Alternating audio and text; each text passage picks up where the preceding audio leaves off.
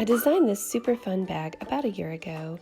All you need to make it is some yarn, a hook, and 2 bangle bracelets, and you have an adorable wristlet. It is so easy to make, and I can't wait to show you how. Stay tuned! For a full list of supplies, see the description box below.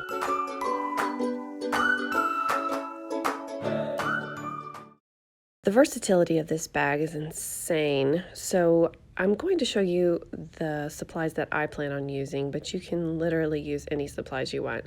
So I'm using these bangles that I bought from Walmart. I'm using this rewind tape yarn in the color Grape Juice, and I don't know if I'm going to be using those beads, but I'm going to be using this 6mm hook and an 8.5 by 11 sheet of copy paper.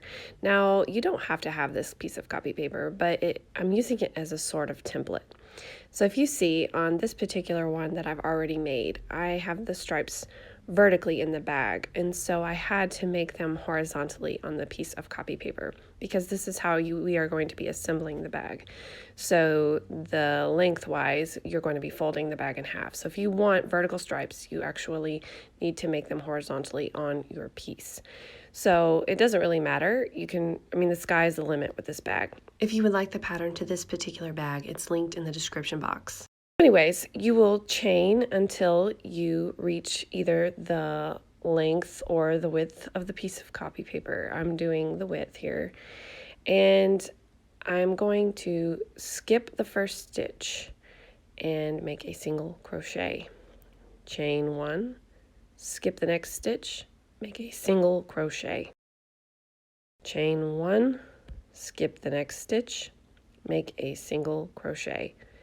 I'm going to be repeating this all the way across until I reach the end.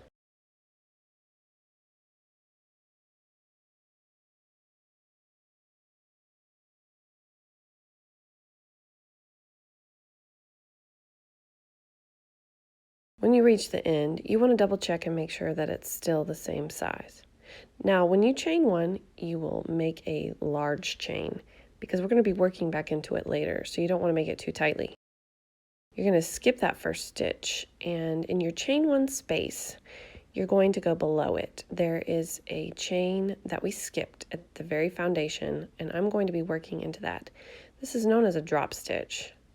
So I'm going to chain 1, skip the next single crochet, and make a drop stitch in the foundation chain that we skipped below the chain 1 space. If you've noticed, my stitches are rather large. I'm pretty loose with this pattern because you don't want it to be too tight. It's just going to frustrate you.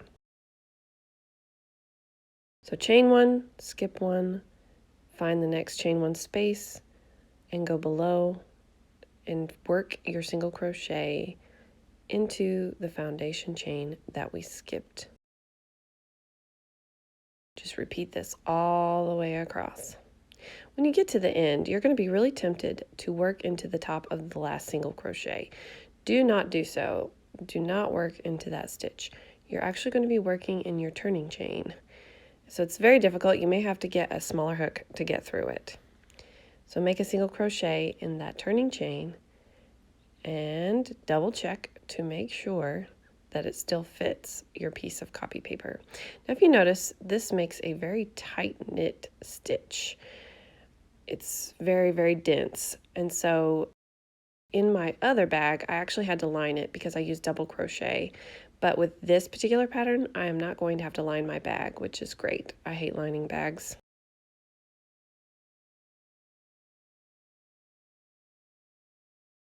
So make an exaggerated chain because we're going to be working back into it later.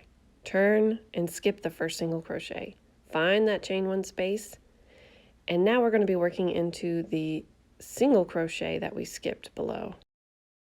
This is actually going to make it a lot easier. Chain 1, skip 1, find that chain 1 space, and then find the stitch below it. Make that drop stitch single crochet into that stitch that we skipped below. Chain 1, skip a stitch, find the next chain 1 space, make a drop stitch single crochet in the single crochet below. very easy. I'm going to be continuing in this pattern for the entire piece. So basically, I'm just going to continue making this stitch pattern until I reach the size of the copy paper. So don't go in this single crochet here at the end. Go into that turning chain that we made really loosely at the beginning.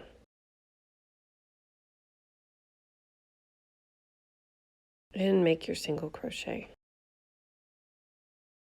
Make an exaggerated chain 1 and turn. Skip the first single crochet. Make a drop stitch into the stitch below your chain 1 space. Super easy.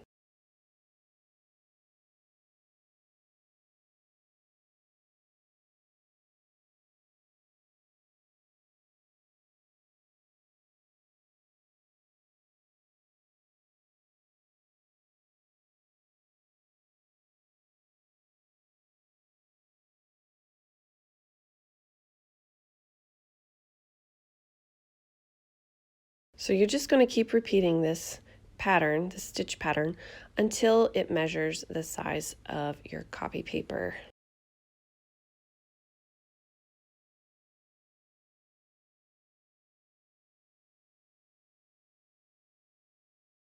So here I have my piece finished. It is not the exact size of my paper, but it's pretty close. I'm happy with it. So now you will take your piece and fold it up bottom to top. And here I am just trying to straighten it out and get it even. I didn't fasten off because I'm going to make single crochet down the side here to join the pieces and make a side seam. So if you're making yours just like mine, you're going to chain 1 and line up your pieces as closely as possible.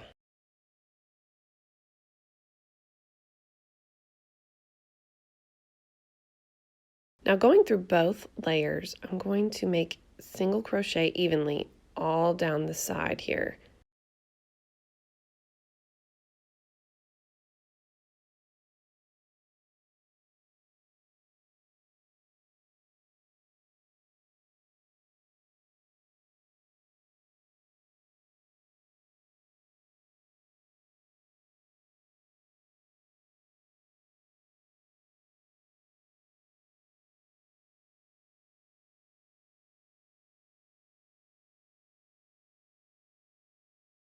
So here I'm at the bottom of the piece, and now I'm just going to carefully count my stitches and make sure that I know exactly how many I have on this side, because I'm going to make the same exact number of stitches on the other seam, because you don't want it to be off. It will cause your piece to bunch up.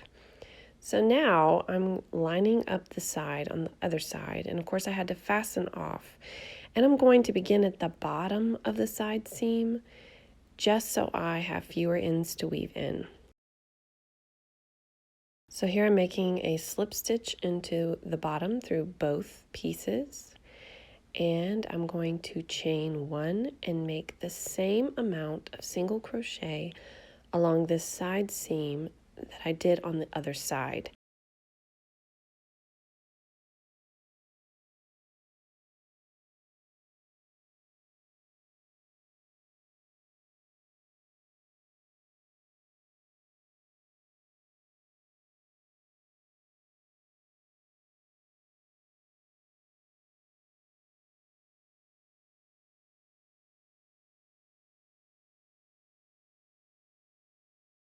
So once I'm satisfied with the side seams, I'm not going to fasten off.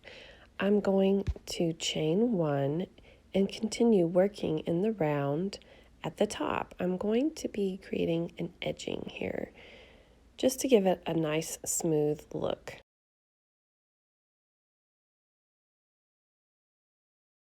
So I'm essentially putting a single crochet along each stitch.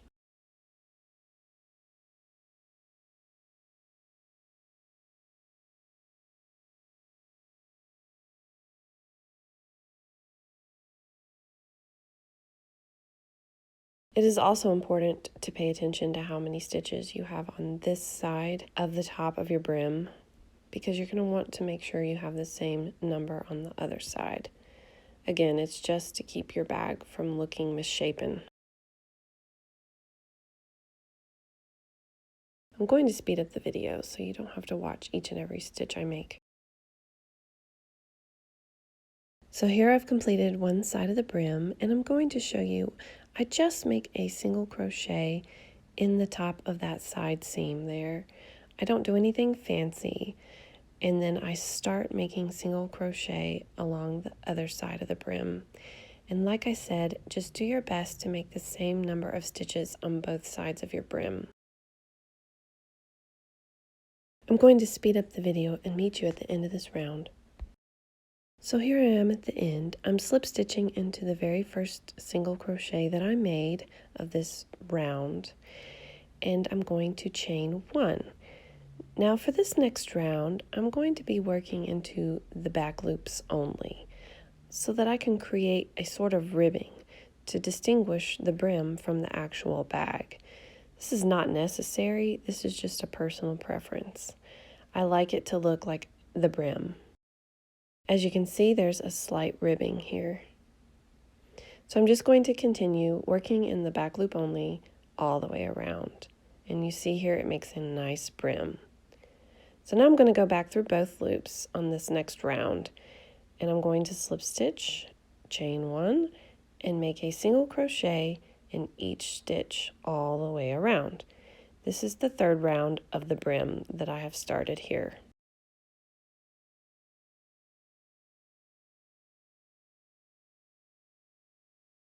So here I've completed 3 total rounds for my brim of my bag. You can keep going if you want it thicker, but this is where I've just decided to stop. So I'm going to make a slip stitch here and finish the brim. And we've got one more step before we fasten off. So your bag is going to open like this because the bangles will be on each side. So you want to kind of seam the top in 1 inch so that your belongings don't easily fall out of your bag. So I'm just going to go in about 4 stitches and single crochet along the top. So I'm going to chain one and then go through both layers of my brim and make a single crochet along 4 stitches along the top, going through both layers. When you get done with this part, do not fasten off. And this is where it gets fun. I'm going to use these bangles that I got from Walmart, but you could realistically use bigger bangles. I made these out of resin and glitter, and eventually they will be in my shop on my website, but right now I just don't have time to make them.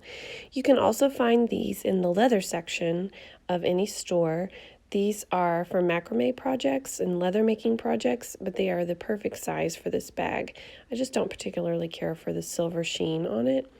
For this particular bag, I kind of wanted more gold tones, but it's the perfect size. You could also get these elastic hair ties. I got these from Walmart. They're for thick hair, and they're actually the perfect size for these bangles. But today I'm just going to be using these. You could realistically attach more than one to each side, but I'm probably just going to attach one to each side because I might use the other ones for different bags later. So I'm going to use these 2 that are slightly different in size, but they both contain charms on the bottom. I really like these little charms that are hanging off of them. So here I am showing you that it's kind of a tight fit with these bangles. It depends on the size of your hands. I would definitely not go very small if you have large hands. If you see, the ones that I make out of resin are large, and that's my personal preference, but I have huge hands. These I got from a beauty supply store years and years ago, and they are the perfect size. But as you can see, they're slightly bigger than these bangles. So just play around with it. You could really use just anything that you wanted to.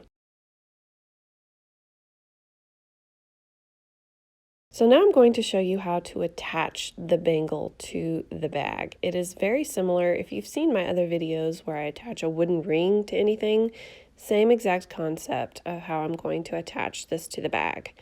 So you're going to take your ring or your bangle and put it between your working yarn and your hook. And you're going to slip stitch through the ring. Then you're going to put your hook into the very first stitch and yarn over, pull up one loop. Then push your bangle between your working yarn and your hook, yarn over, and go through both loops on your hook. So you just made a single crochet through the ring. So put your hook through the next stitch and pull up a loop. Push your bangle back between your working yarn and your hook and single crochet. So the first stitch that you make is without the ring or without the bangle. And then you push the bangle between your work and finish off the stitch. So you do that 4 times through all 4 stitches. Once you're done, you just fasten off and weave in your tails. That's it. I'm going to repeat this process to the other side. So here I have to actually attach my yarn because I had to fasten off on the other side. So I'm going to make my 4 single crochet along the top through both layers to cinch the side in 1 inch, just like I did on the other side.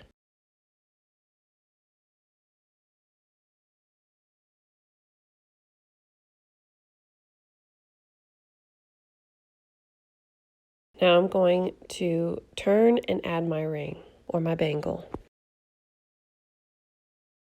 So put your bangle between your working yarn and your hook and slip stitch through it.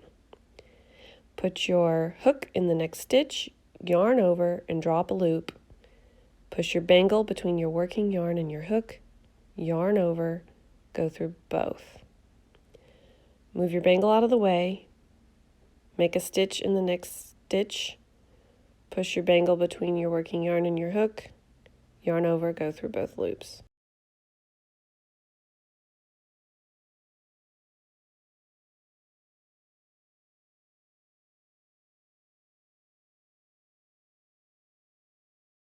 Fasten off and weave in your tails. It's that easy.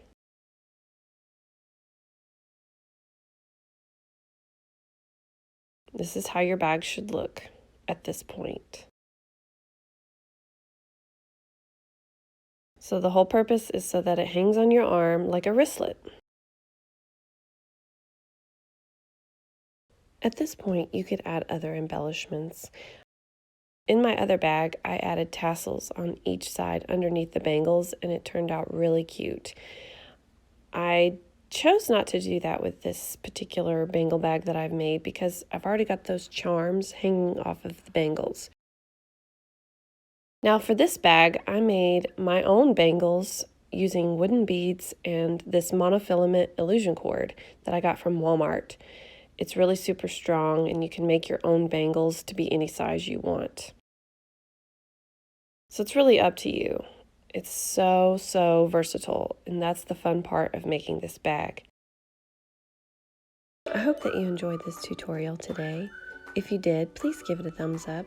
And if you haven't already, please subscribe to my YouTube channel. Thank you so much for watching.